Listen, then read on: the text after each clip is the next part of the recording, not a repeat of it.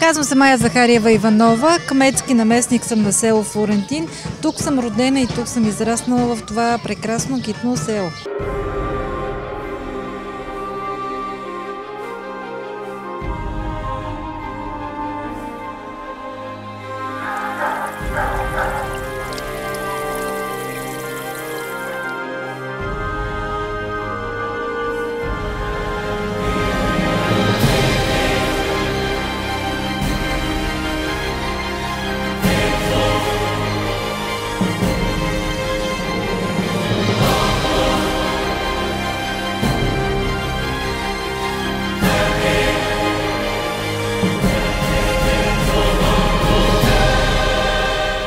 Село Флорентин, община Ново село, е разположено на брега на река Дунав.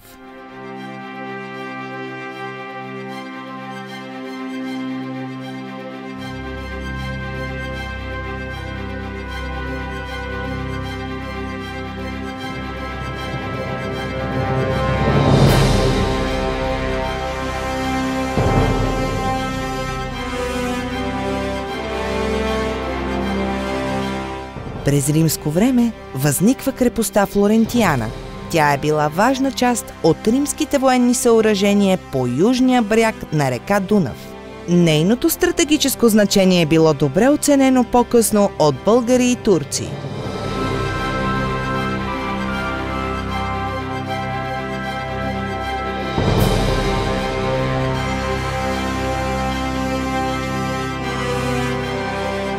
В селото е изграден православния храм Възнесение Господне с много красив иконостас. Храмът е изграден през 1882 година, а камбанарията през 1925.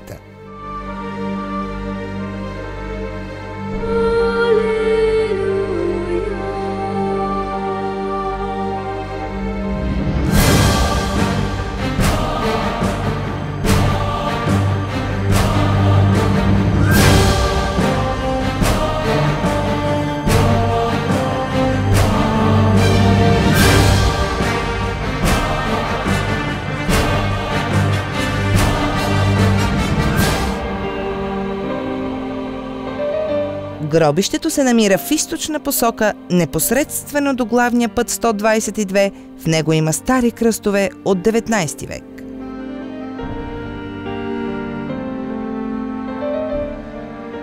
Нашия храм се казва Възнесение Господне и днешния ден ние празнуваме празникът на нашия храм.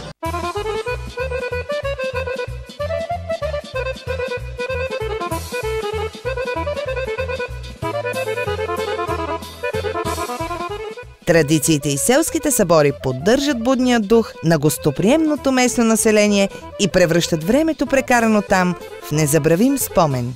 Хората са празнували и веселили цял ден до късни нощи. Съм треньор по самбо и по джудо, бивш старши треньор на националния отбор. Сега съм президент на клуба от град Видин. Занимавам се основно с спорт, борба, самбо и джудо. Тук съм само защото имам една страхотна възпитаничка, едно малко момиченце, която е 4 пъти световен шампион и 4 пъти европейски шампион. Съм от село Флорентин и съм ставала многократна републиканска шампионка на България. И ни покани да дойдем събора, да видим събора в село Флорентин.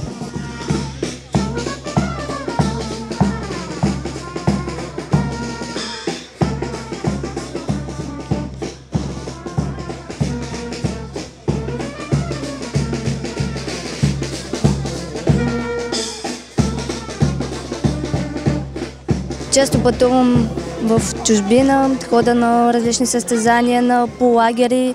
Честно казано, с месеци съм по София и понякога много ми липсва това село. Най-хубавото нещо за всеки един израсъл в селото може би е река Дунав, който дълго време отсъства от това място или живее на друго място, липсва му реката, самата река като излъчване, като визия, дори ако искате и като мирис. За някои миризмата на реката е миризма на водорасли, но за нас е нещо красиво, което ти липсва, когато не си тук. Бих поканила мои приятели, познати да дойдат в това село, защото не знам, на мен може би ми е най-скъпото нещо. Тук се чувствам най-добре.